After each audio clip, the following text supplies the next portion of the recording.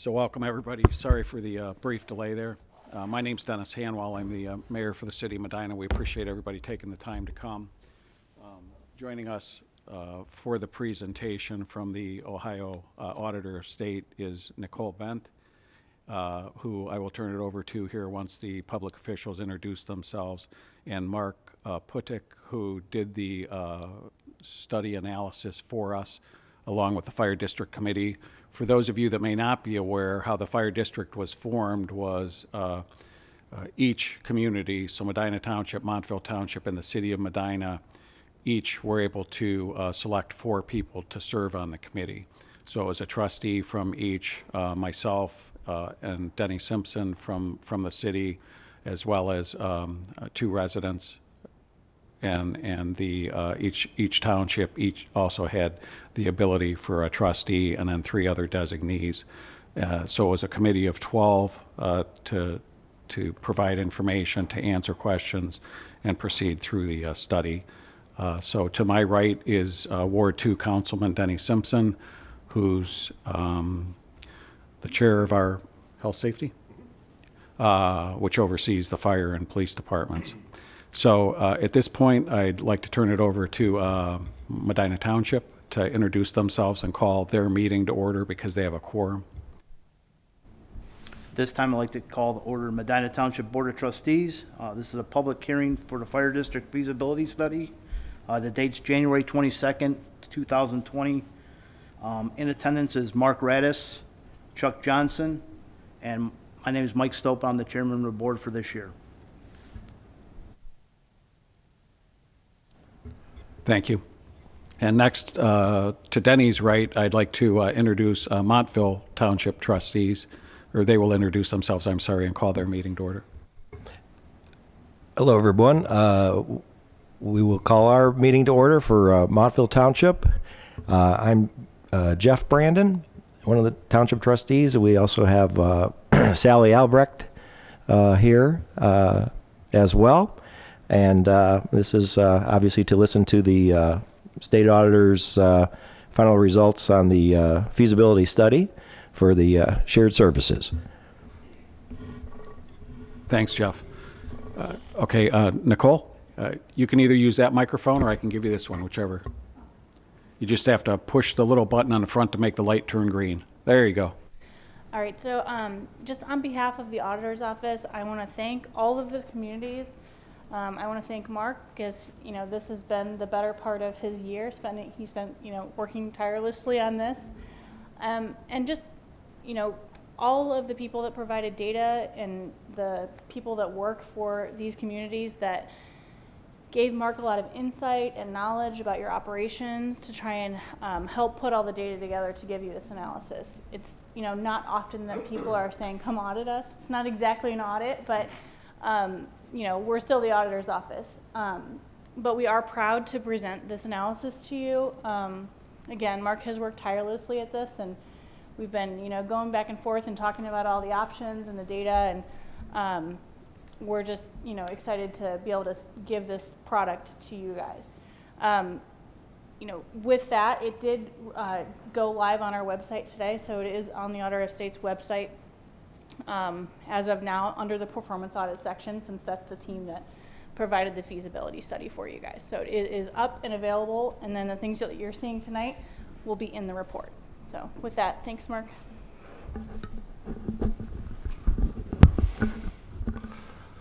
I'm Mark Putik, and I've had several meetings with a lot of people in this room, and so I've appreciated that. So we were asked to do a feasibility study by the 3 communities that are here, and the question became participants. Okay, the purpose: determine if it is cost effective to create a joint fire district to serve the 3 communities involved. And as we talked with the committee, and as we read through the Fire Advisory Committee notes, the question really that came up to be answered was, can a joint fire district be created that would cost the same or less and provide the same or better service. So that puts us into a very specific question and gave us a place to focus, and it also generated an awful lot of data. And I wouldn't have gotten very far into this if it hadn't been for the amazing cooperation. Chief Painter took me by the hand, tried to teach me Firefighter 101. Gary Linden, oh my gosh! I mean, this would all be on I suppose it would have been Gary Linden who was able to dig down in and really come up with good hard data for us. I also want to say thank you to Lieutenant Dave Burkbeckler, who got me right into dispatch, showed me around, and also provided an awful lot of information. So the question is, can a fire department be created that would cost the same or less and provide the same or better service? And so we talked about the committee members. They're all here, very helpful. So the question is, what exactly is a joint fire district? And a joint fire district is a separate entity, and it would be made up of individuals from 3 governing bodies.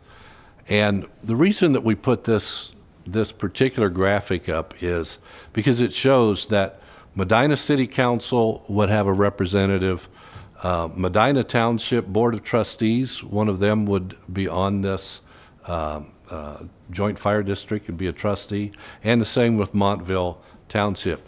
The 3 of them then would govern this joint fire district, which is a separate entity.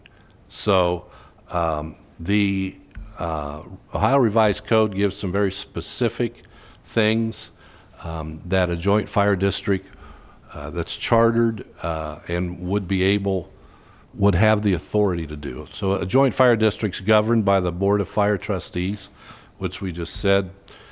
And this Board of Trustees would be able to exercise the same powers given to a Township Board of Trustees in relation to fire safety. And this would include hiring fire personnel, including the fire chief, overseeing all aspects of the fire district, and the power to levy taxes. Now, this is as far as we got before we ran into our first hurdle. And that hurdle was in the charter for the city of Medina. And the charter of the city of Medina says it resides with the director of public service, which in this case is the mayor. Public safety, yes. So the mayor, by charter, has authority over hiring and firing, and the City Civil Service Commission has authority. So the first thing that would have had to have happened is there would have had to have been some conversation and then something out to the voters of the city of Medina as to whether they wanted to give the authority for the fire district over to this joint fire district. So we wanted to look at kind of where the issues were and actually what the status is right now with not only with the fire department, but part of the joint fire district conversation was, well, what would happen if we had a joint fire district and we added in the ambulance service? And so at that point, they hooked me up with Director Mark Phillips, and Mark, again, took me into EMT 101 and tried to explain a few things. And he had to use small words and short sentences, but he did a good job. And but we started looking at well, what kind of activity is there in these communities for fire runs and for ambulance runs? And so for 2018, there was about a little over 1,200 fire runs. And as you all know, not every fire run is to respond to a fire, but there were a little over 1,200 fire runs. 724 originated here in the city, 312 originated with Medina Township, 261 originated in Montville Township. Then we wanted to see how that looked in comparison to ambulance runs through LST. And that ended up being closer to 4,100 runs, and 2,755 originated in the city of Medina. 830 originated in Medina Township, and 530 originated in Montville Township. And I started to question these numbers because Montville Township is about maybe 3,000 people more, 3,000 people more than Medina. And the gentleman on the committee mentioned that it was the fact that Medina Township had more people in my age bracket, and that we have a tendency to make use of the ambulance service more than the 30-somethings and the 40-somethings. So demographics had a lot to do with that number, but it's a very real number. So when we started looking at those, just the number of calls, 4,100 and 1,200, we thought, well, what does that look like compared to other areas around? And so we put together just a little demographic comparison to some peers. And from the bottom to the top, Wadsworth, Brunswick, Barberton, and then Strongsville. And we looked at the total calls because if you add fire and ambulance calls together, we came up with 5,462. Strongsville has over 6,000 calls in 2018. Barberton, 48. Brunswick, Wadsworth. So that kind of gave us some sense of the amount of activity in these three communities. Then we compared it to the population, and actually the three communities combined have a greater population than any of the peers, and some of them by quite a bit. Wadsworth, 2,300, 24,000 compared to 47,000. The other thing that's important is we wanted to look at how those numbers looked compared with the population density. Because if you have 5,000 people and they're all within 6 square miles, that's one kind of problem. And so if you're looking at that, we saw that Medina had 51 square miles-ish. And compared to Strongsville, the other three communities, and then you look at the population density, which is the number of people in each square mile, and that means that these groups, the fire department, the ambulance group, LST, cover a lot of territory, and that these three communities are quite spread out. We also looked at how many full-time equivalents that each group had. A full-time equivalent would be how many people it took to make up an 8-hour shift, or how many part-time people it takes to come up with a full-time. But those two combined ended up with about 51 FTE. And then calls per hour, 17, 15. So they ranked right up there high with calls per hour. So that gave us some kind of sense about how the community compared to the communities around. But with such a big span between like Wadsworth and Strongsville, how do you actually look at costs and make them comparable? And the way we did it was we looked at three different ways. One of them was cost per person in the community. And if you look at Strongsville at $196 per person, then you look at Medina at $90 per person, you see that the service that Medina Fire Department and and LST are providing is pretty cost effective. We also looked at it at cost per square mile, and based on low cost and a large area, then you can see that, again, in comparison. Barberton was interesting to me. I don't know a lot about Barberton, but they have an awful lot of dollars involved in their fire and ESTs.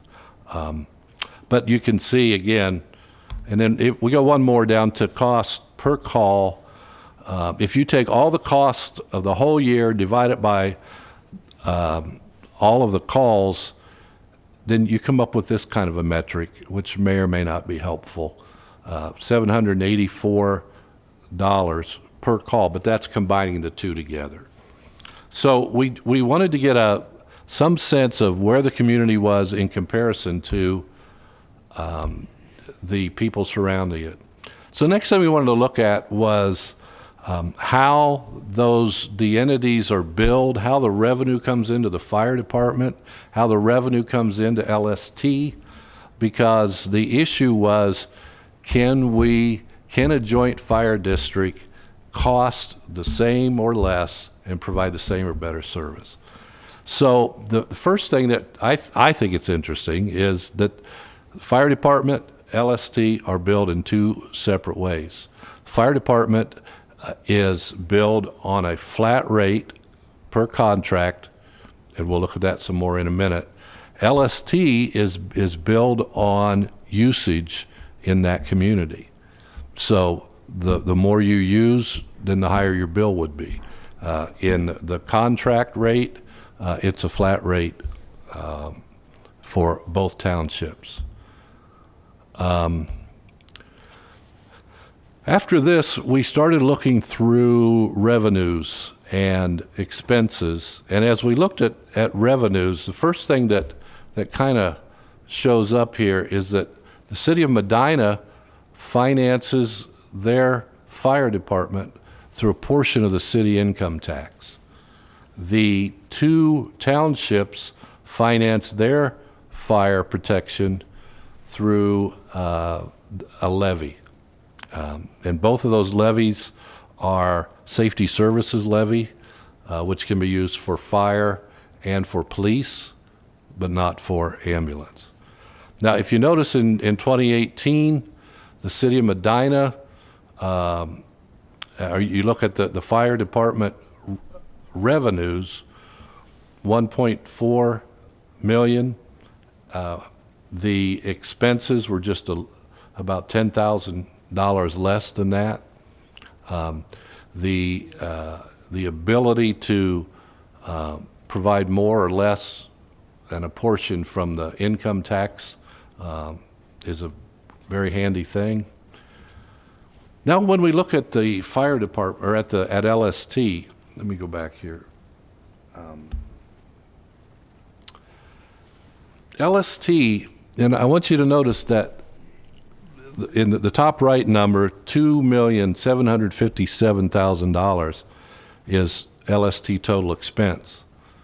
And then I want you to look at the bottom right number, which is $2,757,000 total revenue.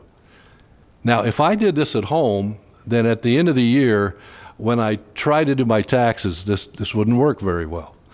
But the contract that Medina Hospital has with the communities is we will provide this service, and then we will try to collect the payments for this service through insurance, Medicare, Medicaid, private insurance.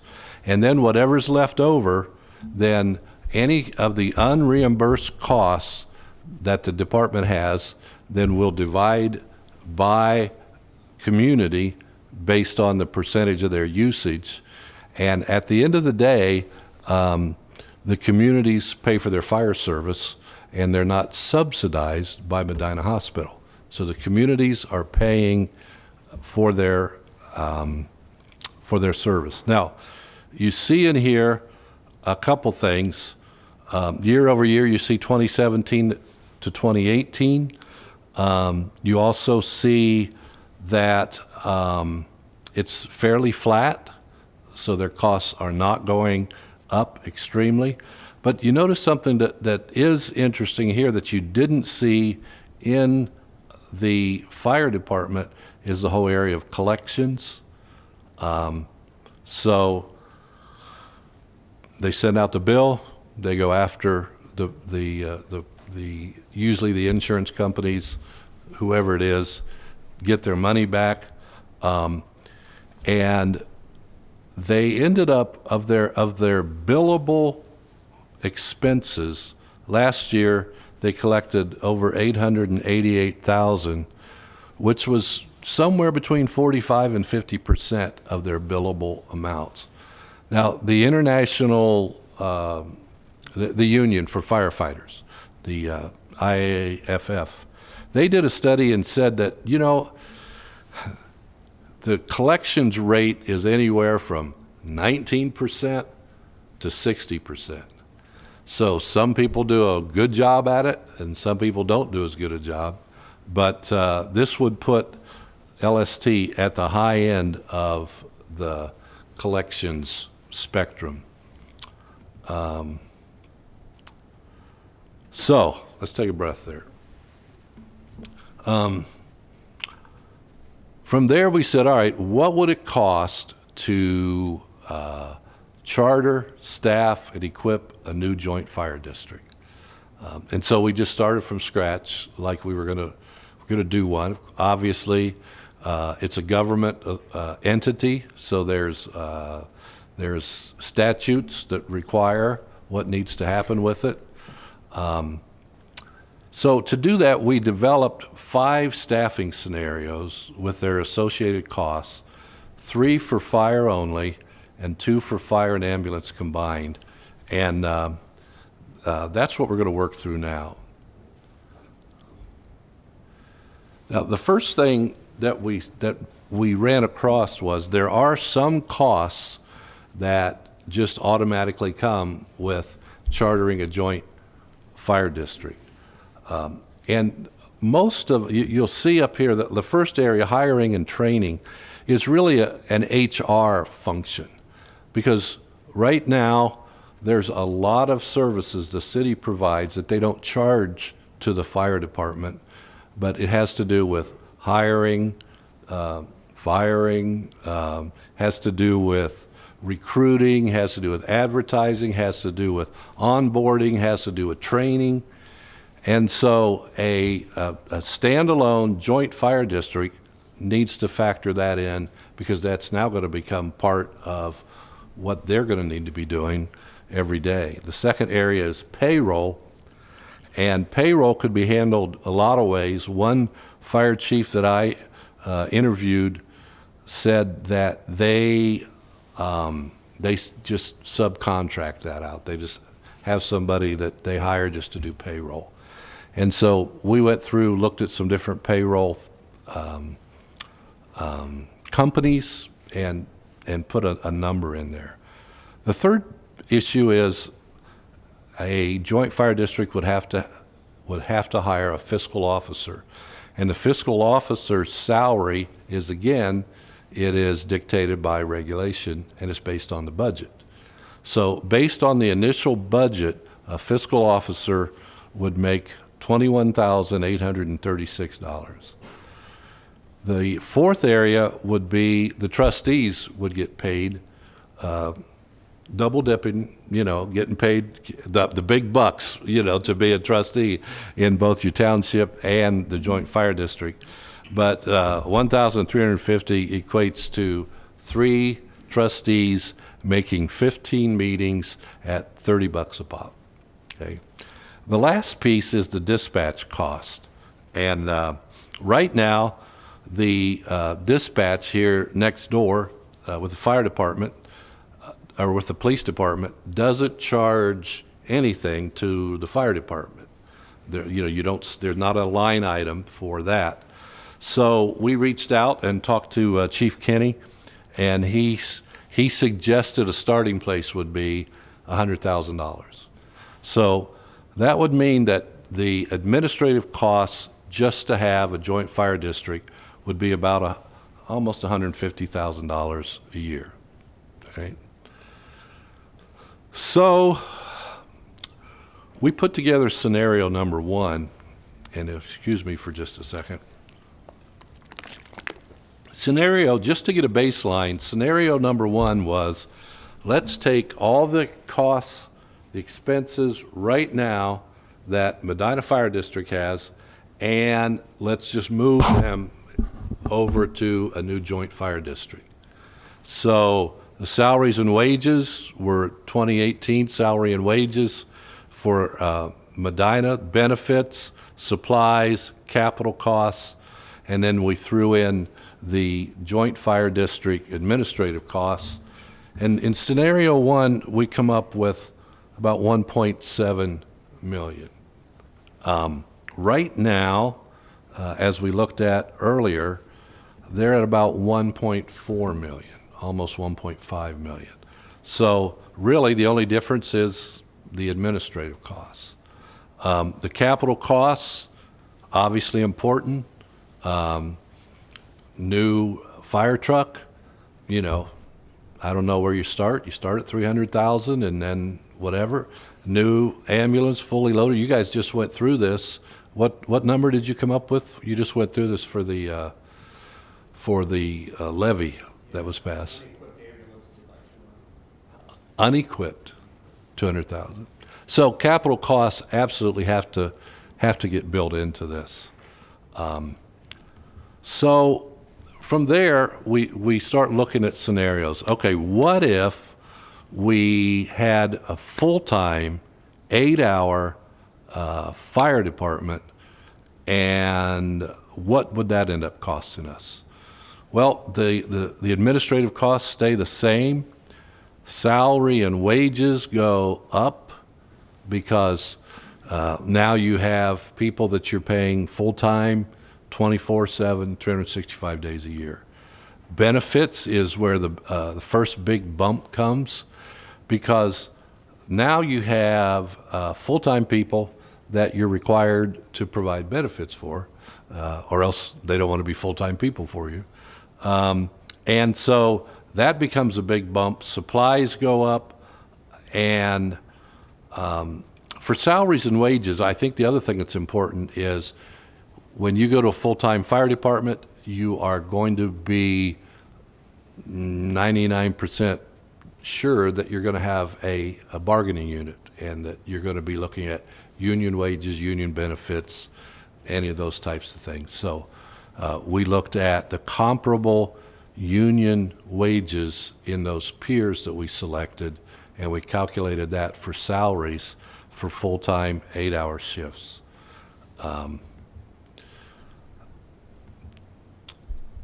We also looked at, okay, the first shift, or the scenario number 2 had 8-hour shifts, but what would happen if we went to a more traditional 24-hour shift, 24 on, 48 off?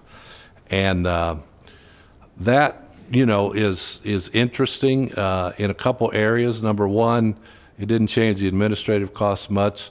Salaries and wages stay pretty much the same, but it's funny because you run into the whole overtime thing if you're doing 24 on, 48 off.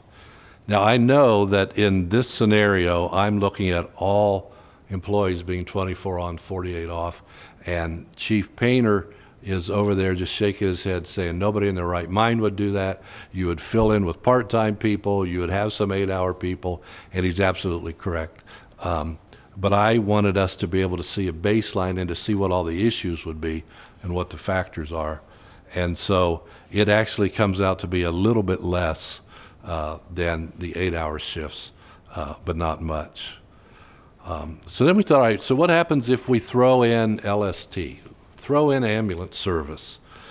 And the first thing you notice is that the administrative costs go up, and the majority of that is dispatch, because LST is paying around, I don't know, probably $320,000 for dispatch.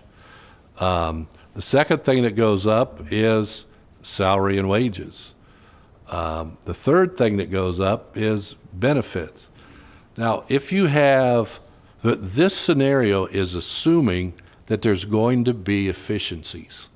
And so this scenario is assuming that you have 8 fire/medics that are going to handle all the fire calls and all of the ambulance calls.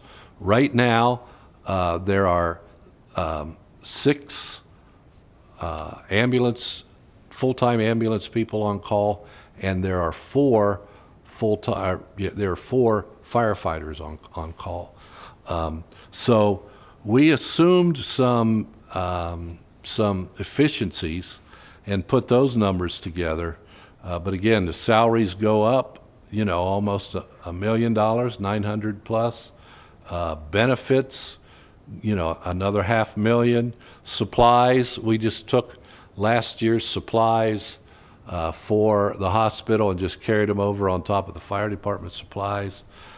We also put in some more capital cost, just because the cost of new equipment. And then we had a total cost that went from $2.6 million up to $4.7 million. Now, and this is very, very, very low. I mean, there's so many factors, so many assumptions, caveats. One of them is, we don't know what would happen if you didn't have Medina Hospital's Cleveland Clinic's purchasing power. We don't know what contracts you would have. We don't know how things would work between you and the new fire district and insurance companies. There's just a lot of things that we don't know. Same way with the fire department. The city has those contracts. The city has vendors, So we don't know all that. So we assumed that this would be the same. And we came up with $4.7 million. Now, that's the gross. Now, depending on how much the collections is, that number obviously could be less.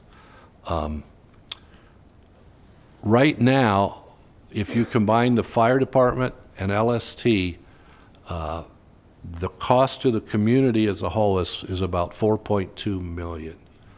So this $4.7 million doesn't look horribly out of line just from a cost point of view.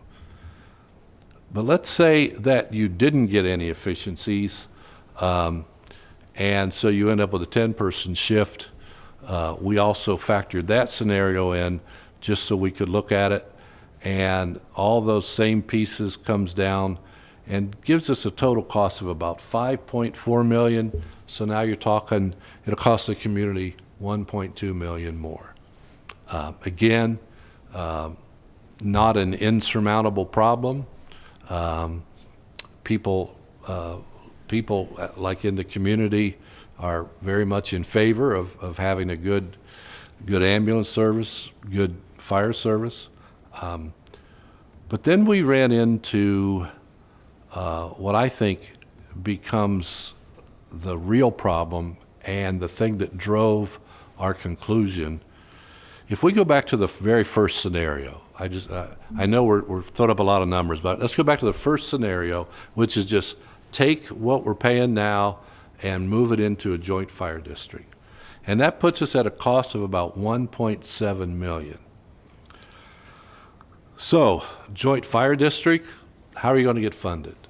Well, you have to be self-sustaining.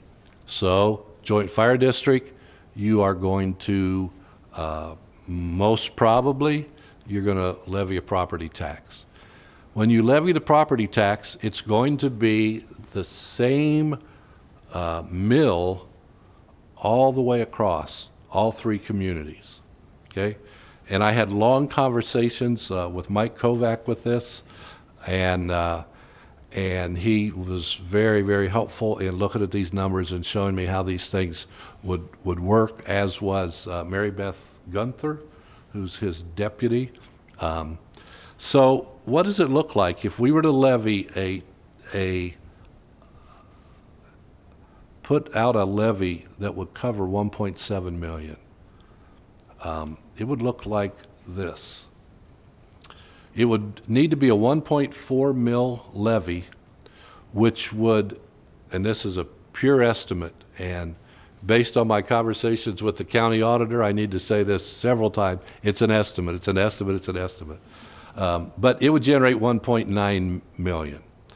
And out of that, if a new levy were to be brought in over all three communities, then a 1.4 levy without any exceptions or anything with it, would generate $813,300 in the city of Medina. In Medina Township, it would generate approximately $512,200, and in Montville Township, it would generate $578,700. Okay? So the way that the money works out is, and of course, remember, for the city of Medina, this is all new taxes. Okay? For the two townships, though, it's also new taxes, because the existing levies were not for the purpose of the joint fire district. They were for the purpose of safety services for the townships. So this is new money. Now, what does that look like graphically? Well, it looks like this. The city of Medina, in this new levy for a joint fire district, would end up paying 43% of the funds. The Medina Township would end up paying 27% of the funds, and Montville Township would end up paying 30% of the funds. These numbers are the same no matter what levy you go to. You could go to 4.2, 1.4. It's the exact same distribution for all of the levies. Now, just to put that into perspective, let's look at a couple comparisons. Right now, City of Medina generates 56% of the fire calls. Medina Township, 24%. Montville Township, 20%. And right now, the fire costs are set up this way. The city of Medina, 68%, and then Medina and Montville both pay 16% because that's the way their contract is written. And what is actually happening right now is the city of Medina is leasing their excess capacity to the other two townships. And the reason they have excess capacity is because of their commitment to providing a minimum standard of coverage, which is that when there is a fire, 4 firefighters are going to show up, and that meets OSHA, it meets common sense, it meets what you need to do. And so they're leasing their excess capacity with those two pieces. Now, what does that look like when we look at the ambulance service? Right now, the city of Medina is 66% of all LST calls are generated by the city of Medina. 20% are generated by Medina Township, and 14% are generated by Montville Township. And since the billing is based on usage, the cost is distributed just like the fire calls. 66%, 20%, 14%. Now, so what does that tell us? If we combine the fire and LST in each community, this is what the numbers look like. 64% of all the calls with those combined are generated by the city of Medina, 21% by Medina Township, and 15% from Montville Township. If this were going on in a joint fire district, and if the levy was sent out, and if the millage was the same across all 3 communities, then this is what it would look like. The city of Medina, who generates 64% of the calls, would only be paying for 43% of the calls. Medina Township, which generates 21% of the calls, would be paying for 27% of the calls. And Montville Township, God bless them, who would only be generating 15% of the calls, they'd be paying 30%. And that is really where the problem comes in. It's not so much in the costs as it is in the distribution if you set up a separate joint fire district. Now, just to run through it real fast, for each entity, the city of Medina, the gray is what you're paying now. The dark green is what you would be paying if payment was being made through new levies by the joint fire district. And you'll see that for scenario 2, it's a good deal for the city, or it's not a good deal. They're going to pay more money. Scenario 3, yeah, they're going to pay a little more money. Scenario 4, it's good for the city. Scenario 5, yeah, and that's these numbers are looking at the median value of housing, 167,000-ish. That also would mean, though, for each one of these scenarios, there would be what it would look like for each household is scenario 1 would be an additional $52 for every $100,000 worth of value. Scenario 2 would be $73 for every $100,000 in value. 70, 129, 147. If we do that same chart and we look at Medina Township, which median value somewhere around 209,000, you would see that in every area, the gray is what they're paying now. In every area with a joint fire district, they would be paying significantly more than they are now for probably, hopefully, you would think the same service. And then the last one is our friends in Montville Township, and you'll see that in each scenario, they are paying significantly more in any scenario than they're paying right now, with the house value up closer to $270,000. So after looking at all of these numbers and a bunch of numbers more than that, our response to can we create a joint fire district that'll give us for the same or less money and give us the same or better service? Our answer is due to increased costs and the shifting of the tax burden to the townships, that makes it not feasible to create a new joint fire district. So that's a lot of numbers, a lot of information. Questions? Anything that did not seem to make sense? Anything that you just want to say?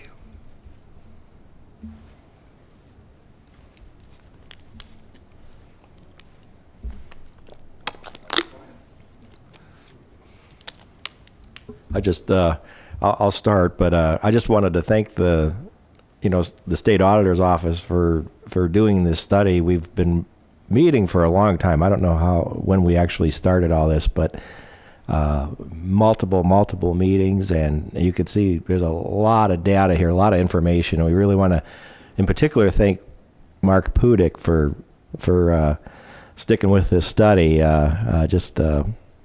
Really great information, and I think it'll be useful as we move forward, as the three communities move forward and, try to improve our, fire and LST services, for the future.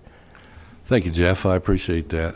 I have the data behind some of those slides ready to send, and I'll send out an email to the 5 original committee members, as well as these slides. So you have the information available. I also have copies of the published report with me in living color. Mark, I'd also like to thank you for your hard work for the last year or so, and the contribution made to our committee. And this doesn't mean that our fire district committee is going to dissolve, and we're not going to try to meet the goals of what you'd set out and what we'd set out for your study. And I think there's a lot of opportunities. I know Chief Grace and I were talking before the meeting. There's a lot of opportunities that we can do between the fire chief and the LST, Mark Phillips, to better the service and even make it more cost-effective to the residents that we serve. But, boy, I sure appreciate the time and effort that you put into it. Thanks, Danny. Thanks. Appreciate it. We'd like to thank you also, and just to let the public know, this did not cost us a dime. It was a courtesy of the State Auditor's Office. We went through a pretty extensive process to be picked for this, and we were lucky enough to fall into it. And thank you, Chief Grice, for spearheading it. Good. And if I remember correctly, Nicole or Mark, I think it was in the area of $80,000 to $90,000, the value of the study. So this was not something that we took lightly, nor was it was actually competitive. There were a number of folks in the state that were applying for the same grant. And because of some of the collaborations that already existed between the three communities, as well as the safety forces already supporting and helping one another on all three levels, I think it was a bit intriguing to the auditor's office to see what else could possibly be done. Right. And as Councilman Simpson said, my hope and prayer is to probably bring the, I didn't realize we're going to be this far into the year, but so probably in February, bring the Fire District Committee back together. We'll check some dates and begin starting to talk about what we could do collectively to increase staffing from just the current 16 hours a day, Monday through Friday, to try to get, and I know the chief has these costs already, get costs to do it 24/7, but still with part-time staffing, and how we would divvy up those costs between Medina Township, Montville Township, and the city. Looks like there's opportunities there. So, thank you. And I do have, Chief, in the packet I'm going to send out in the morning, I do have a section that looks at some costs for 24/7 with part-time people, which may or may not inform, but at least it'll be there. So. Questions from the public or firemen or Mark, anything you'd like to offer? No, other than what's already been said, thanks to the chief from the auditor's office. It was a long year, but I feel that all to work through these. As was said earlier, the getting the chief from this is helpful. Good.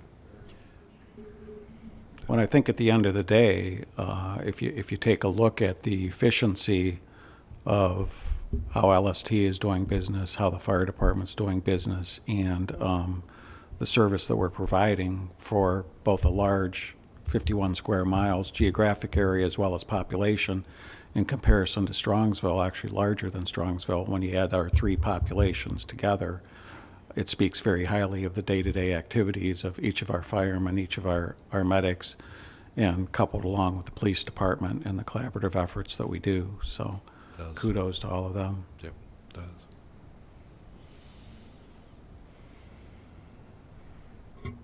One last chance. If not, I know the two township trustees have to adjourn their meetings. So we'll start with Medina Township, Mark, if that's okay. Or Mike. This time I'd like to adjourn our Medina Township Board of Trustees. Okay, thank you. Mark, or I'm sorry, Jeff. And also at this time, I'd like to adjourn our public meeting for the Montville Township trustees. Thanks for coming. Okay. We thank everybody that came, too. We appreciate your interest in the study. Thank you. Thanks, Mark.